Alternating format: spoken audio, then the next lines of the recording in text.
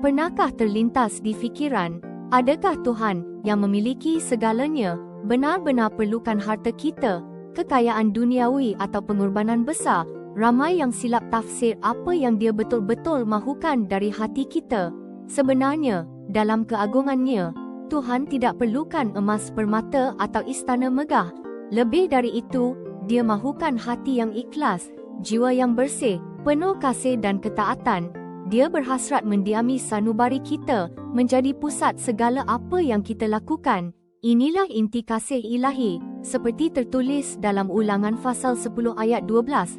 Hanya perlu kamu takut akan Tuhan, Allahmu, berjalan dalam segala jalannya, mengasihinya, dan beribadah kepadanya dengan segenap hatimu dan jiwamu. Maka, panggilan ilahi itu bukan beban, tetapi undangan terindah. Undangan memiliki hati tulus, memilih mengasihi dan melayani Tuhan dalam setiap aspek hidup.